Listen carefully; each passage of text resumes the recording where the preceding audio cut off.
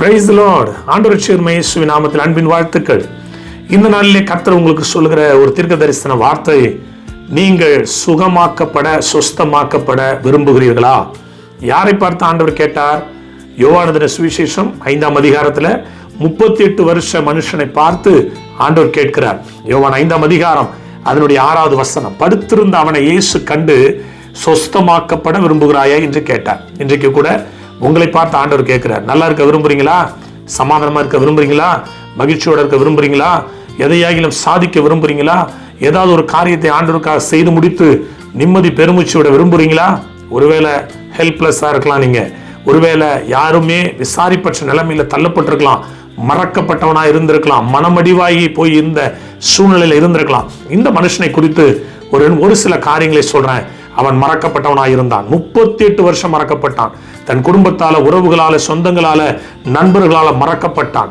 ஒருவேளை நீங்களும் கூட அப்படி இருக்கலாம், மறக்கப்பட்ட நிலைமையில. கர்த்தர் சொல்றாரு, இஸ்ரவேலே, நீ என்னால் மறக்கப்படுவதில்லை. உன்னுடைய வியாதியிலிருந்து, உன்னுடைய பலவீனத்திலிருந்து, உன்னுடைய கஷ்டத்திலிருந்து, உன்னுடைய தரித்திரத்திலிருந்து நீ கம் அவுட் ஆகி நீ போக வேண்டிய உன்னுடைய ஸ்தானத்துக்கு நீ போக போகிறாய்.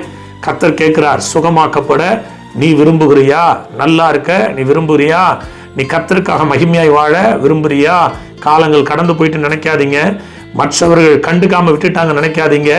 உங்களை அறிந்த, உங்களை நினைத்து கொண்டிருக்கிற ஒரு இறைவன், ஜீவனுள்ள தகப்பன், நேசமுள்ள தகப்பன் உங்கள் அருகிலே இன்றைக்கு இந்த செய்தியை நீங்கள் எந்த நேரத்தில் கேட்டுக்கொண்டிருக்கிறீர்களோ அந்த நேரத்தில் உங்கள் அருகிலே வந்து நின்று சொல்லுகிறார், நீ எழுந்து படுக்கை எடுத்துக்கொண்டு வீட்டுக்கு போ, உன்னுடைய ஸ்தானத்திற்கு போ. மறக்கப்பட்ட நிலைமையில, ஒருவேளை மறுதளிக்கப்பட்ட நிலைமையில, வித்தியாசமான சூழ்நிலையில நீங்க இருக்கலாம். மன்னவர் உங்கள் அருகிலே இருக்கிறார். மகத்தான அற்புதத்தை நீங்க பார்க்க போறீங்க. இந்த நாள் ஒரு மகத்தான அற்புதம் உங்களுக்கு நடக்க போகுது. 38 வருஷம், 40 வருஷம், 20 வருஷம், 25 வருஷம் நடக்காத ஒரு பெரிய அற்புதம் உங்கள் வாழ்க்கையில கர்த்தர் செய்ய போகிறார். எத்தனை பேர் விசுவாசிக்கிறீங்க? 38 வருஷம் இல்ல, 40 வருஷம் இல்ல, அவருக்கு ஒரு பெரிய விஷயமே கிடையாது. அன்பு தேவனுடைய பிள்ளைகளே, உங்களுடைய வாழ்க்கையில நீங்கள் எதை இழந்து எதற்காக காத்து கிடக்குறீங்களோ, காத்திருத்தலுக்கான பதில ஏசப்பா உங்க கையில கொடுக்க போறாரு.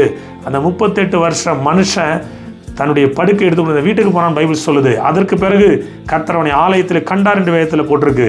நீங்களும் கூட ஆலயத்துக்கு போக போறீங்க, கர்த்தருக்கு சாட்சியை சொல்ல போறீங்க, தேவனுடைய நாமத்தை உயர்த்த போறீங்க. விரும்புங்கள், கர்த்தர் உங்கள் விருப்பத்தை நிறைவேற்றுவார். கர்த்தர் தாமே உங்களை ஆசீர்வதிப்பாராக. God bless you all.